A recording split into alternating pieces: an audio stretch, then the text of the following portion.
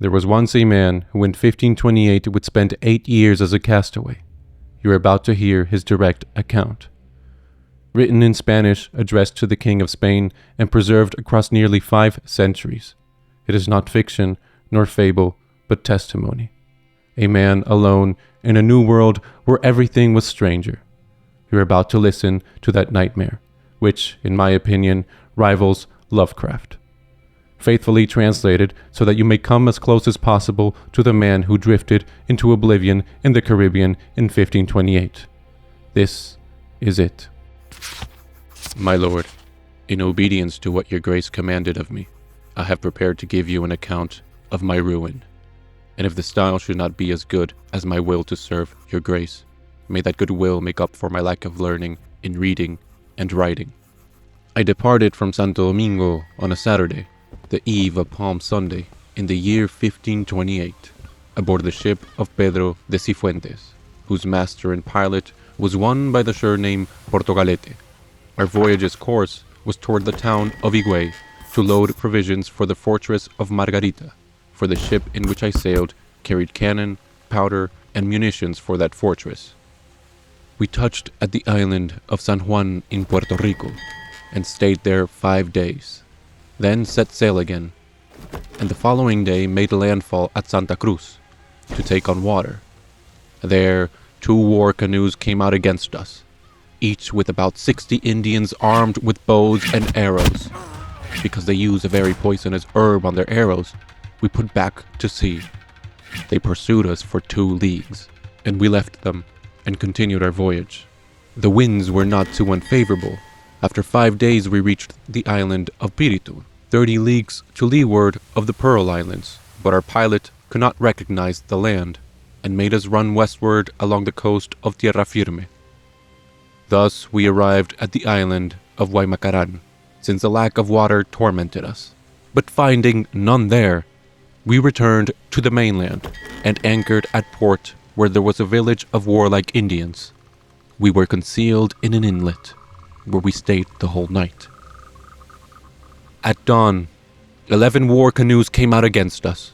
With their bows and arrows tipped with poison, they came alongside our ship, asking for hatchets. And one of our men, named Bautista Genovese, thinking they came in peace, entered a canoe. But when the Indians saw him aboard, they shoved off and paddled rapidly toward the land. I took an arquebus, loaded it with flintstones, and fired a shot at them. After they had already loosed many arrows at us, I killed the chief and 2 others, and the rest, terrified by the gunshot, threw themselves into the water, some swimming, others in canoes, and in a short while reached shore. Of that man, Bautista, nothing has been heard to this day. From there we sailed to an uninhabited port and drew water at the mouth of a river. Seeing that our pilot did not know where we were, nor had any understanding of the land, we resolved to return to Santo Domingo, whence we had come. And we reached the island called Arriba, belonging to the factor of Santo Domingo. There the pilot, that same Portugalete, left us. He fled, seeing the poor state of our provisions and the ill account he had rendered of himself. Seeing we could not find him, we set out toward Santo Domingo without anyone aboard who could truly guide us. In mid-Gulf, on a Saturday night at midnight, a storm struck us that carried away both our masts with all the sails into the sea, and the ship opened so that much water came in.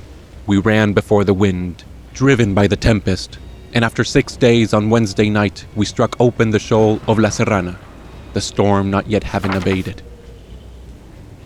We could not see the island, being so small, but while the ship was breaking to pieces on the shoal we saw the sand gleaming white.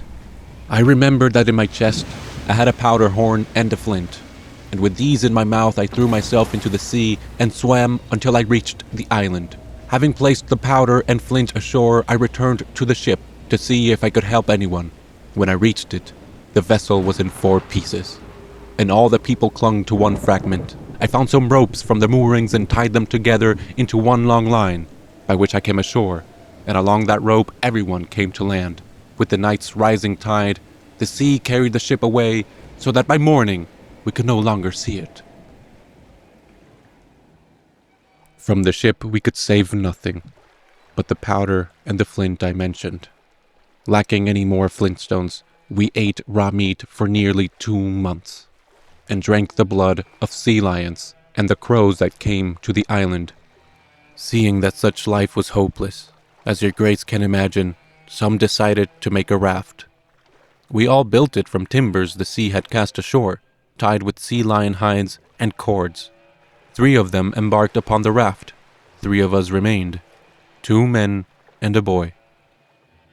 After 4 days, one of those 3 left behind, named Moreno of Malaga, seeing that there was neither water nor fire, and it being the month of August, began to eat his own arms. And after a few bites, he died like a madman. Seeing that our companions had gone and one lay dead, and that only the boy remained with me, I resolved to find some means to sustain myself. I began to dig in parts of the island with turtle bones to see if there might be water. But the soil being little and the island lying in the middle of the gulf, everywhere I found it as salty as the sea itself. Sometimes I mixed this water with the blood of sea lions and drank it. In that time it never rained, that I might have gathered the water of heaven. So I decided that, if it rained, I would make holes in the sand and line them with sea lion skins.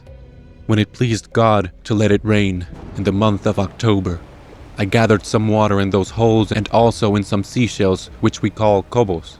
The water from the pits lasted little, as it soaked away in the sand. When it rained, so desperate was my thirst that I plunged myself into the water, and it so chilled me that my legs and arms stiffened. The remedy I found was to mix it with blood. Since I landed on the island, I passed 2 months without fire. Seeing that winter was coming and I could not live without it, I resolved to make a raft no larger than what could bear me alone. I went to where the ship had wrecked, and I made an anchor of a stone to tie the raft in 1.5 fathoms of water. Diving at times, I found a pebble with which I struck fire. Then, by God's mercy and that fire, life returned to me. The boy who was with me was in such a state that, fearing he would die, and he fearing the same of me, we were both greatly afraid of losing one another, for whoever outlived the other was surely doomed to die soon after. Once I had fire, every night I made flames, so that if any ship passed it might see us. On a very small island, where I was, 2 leagues to windward, were 2 men from another wreck. Seeing my fires, they came to me on a raft, and remained with me for 5 years.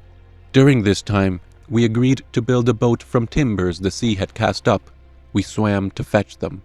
We made a forge, with bellows of sea lion skin, and from iron pieces we had brought from the church of Cubagua, we fashioned nails. Our boat, with the sails of cured sea lion hides, we made as best we could. We embarked, my companions, the boy, and I, thinking to reach the island of Jamaica. But once at sea, seeing that our vessel was patched together and without pitch, only smeared with sea lion grease and soot, I realized it was impossible we should survive, and made them turn back to land. We went ashore, but the other 2 and the boy went off elsewhere, and were never seen again. The weather turned against them. Then my companion and I made a small boat of sea lion hide and explored all those shoals, 12 leagues long and very shallow. The deepest parts were no more than 1 fathom. There are 17 small islets there, all washed by the sea except 5. I have reported this in Sevilla to His Majesty's chief pilot, for it is necessary for the safety of ships, and to Francisco Gutierrez, who makes the navigation charts. I showed him how vessels may pass, if by misfortune they should find themselves among these islands. We found 3 channels with 5 fathoms depth, which we measured ourselves from isle to isle, seeking wreckage of other ships, but finding none. We ate turtle eggs we found there, and sea lions, the same food as always. We slept clothed in their hides. Sometimes we stayed a month or more on those other islets, without returning to our own. My companion and I decided to build 2 towers, one on the south side and one on the north, of dry stone without mortar. Each was 16 fathoms around and 4 high, with steps. From there we would watch the sea. In one we kept wood and other things to make smoke, that we might be seen by any ship that passed. We built a fish pool of 22 fathoms wall, taking stone from sea, for there was none on the island but sand. We also made salt by evaporating seawater in pits. We built a house roofed with hides, where we sheltered ourselves, and our clothes and bedding were of sea lion skin. For 5 months each year we dug turtle eggs from the sand near the sea, dried them, and prepared them to last through the winter. At times we ate the crows that came there, and when not, certain roots like purslane. After 3 years since the others had gone, and 8 years of our dwelling there, God in His mercy saw fit to deliver us. On the eve of St. Matthew, about midday we saw a ship under sail. We made a great smoke signal from one of our towers, and when those on the ship saw it, they launched a boat and came ashore, the master and sailors.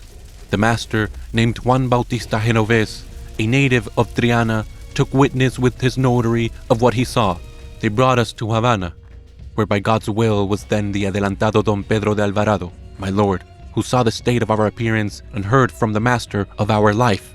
He received us as his own, provided what we needed, and has maintained one of us in the Indies and me here in Spain, as your Majesty sees. I do not write as fully as I would wish, for it would be impossible to recall it all without having written it down as it happened. Let your Majesty receive my will, for whatever I may be, I have the memory and desire to serve. I kiss your Majesty's hand. Maese Juan. One thing I forgot. What tormented us most were the crabs and sea snails that at night gave us no rest. We made leather sacks to protect ourselves, and most of the time turned night into day and day into night. When, exhausted by thirst, we had gone 3 days without drinking, we ceased even to speak to one another, each praying apart. I sat in the shade of our hut, making a fish hook, complaining to our Lord, saying that for 8 years I had been naked and barefoot in the desert with no sustenance, and begged that He either take me from this world or bring me to Christian land. And in that anguish I said, since God will not deliver me, let the devil take me, and I will end my life here. That night I rose to urinate, and I saw him clinging to the hut, a shape worse than how they paint him, with a blunt nose, smoke coming from it, fire from his eyes, feet like a griffin's, wings like a bat's, legs like a man's, hair very black, and 2 short horns. I called my companion, who was lying in the hut. We took a cross I had made of cedar, and with it we ran all around the island. We saw nothing more, but 15 days later I was seized again at night by a great terror, hearing footsteps, but seeing nothing. Twice such fear took me at night, seeing nothing.